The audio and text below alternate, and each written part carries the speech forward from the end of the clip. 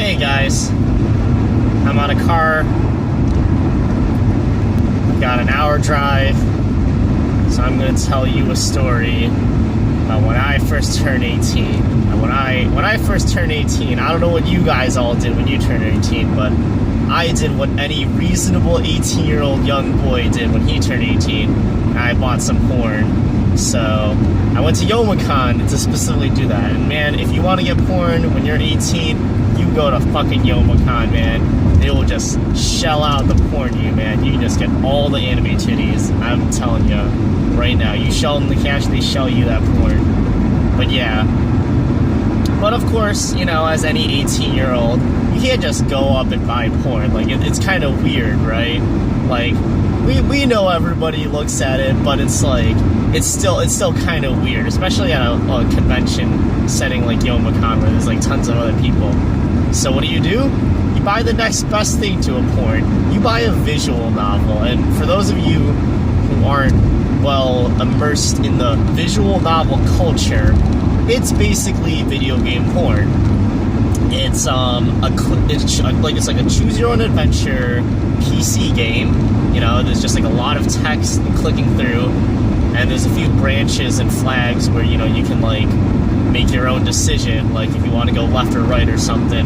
And based on that decision, if you go left, you'll get run over by a flying unicorn and stabbed to death. And if you go right, you get fucking laid in the context of the video game. So, what video game do I get? I got the king of all visual novel 18 pluses. I got Fate Stay Night. And Fate Stay Night, let me tell you, that game is fucking long.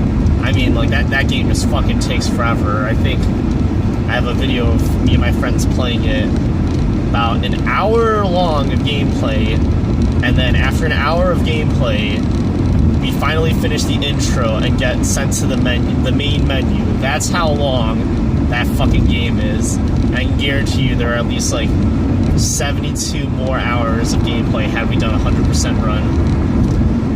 But I'll talk about Fate Stay Night, why I think it's one of the greatest porn games of all time. So, Fate Stay Night, the story of Fate Stay Night was started by these two guys, Kinoko Nasu, and I'm always butchering his name. I think it's either Takashi or Takeshi Takeuchi. Anyway, Nasu and Takeuchi, they were buddies in high school. And Nasu was a really good writer, and Takeuchi was a really good illustrator. So naturally, they said, hey, we can put our powers together and create a video game. So they did that. But if you have a really good writer and a really good illustrator, you can't really make, like, you know, a video game, right? You can't make, like, the next Super Smash Brothers. You're not a programmer. But you can make a visual novel. Because visual novels don't take too much programming. They're pretty simple. But what they do take is they take a really good story and they require a really good artwork. And they had both that.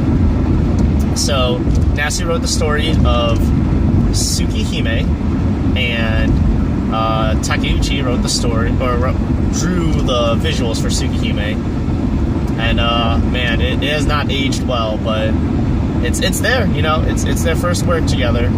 So after that, they made another one called Fate Stay Night. Again, Nasu did the writing and Takeuchi did the drawing.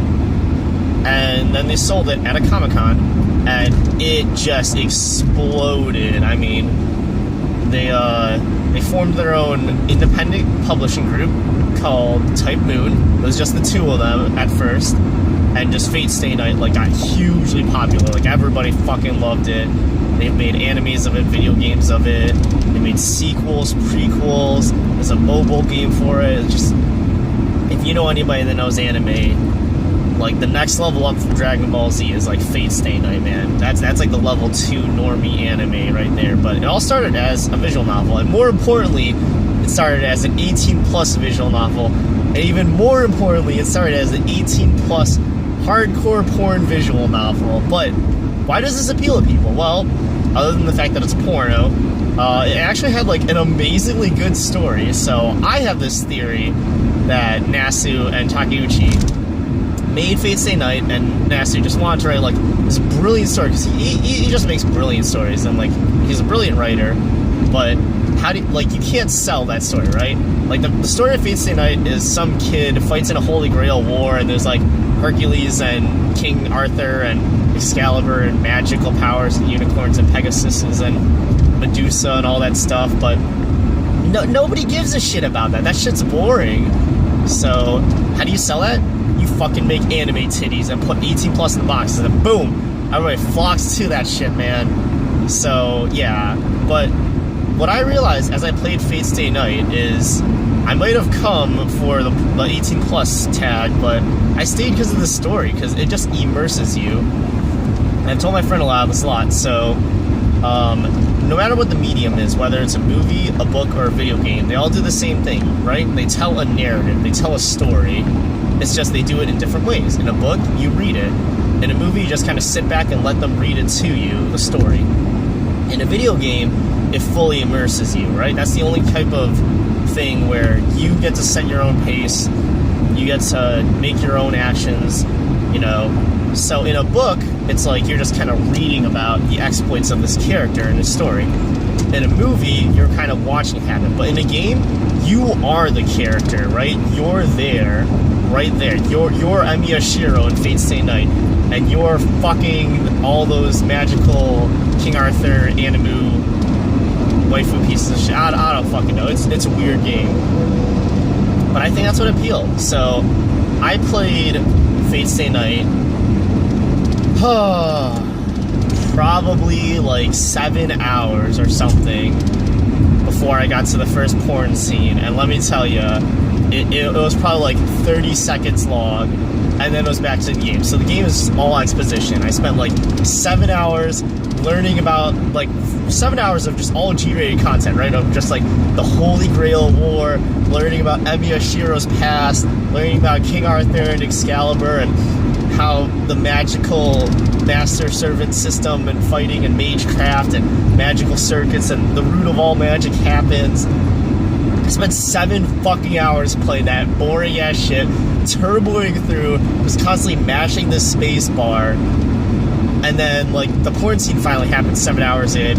It was like 30 seconds long, and then it was over. And then it was back to exposition about the Holy Grail War and legendary samurais and the A+ writing and Charisma B and all that fucking jazz. So, what am I saying? I don't know what I'm saying. I'm saying Fate/stay night was like one of the most immersive things ever, right? Because, like, it just goes through every single one of his days. You go through, like, him waking up in the morning and, like, what are you gonna make for breakfast? Where I'm like going to school, saying hi to everybody, eating lunch, planning out your battle strategy for the Holy Grail War, going to bed, doing it all again. It is a fucking adventure. That's why Fate/stay night is one of the greatest porn games ever made. Thanks.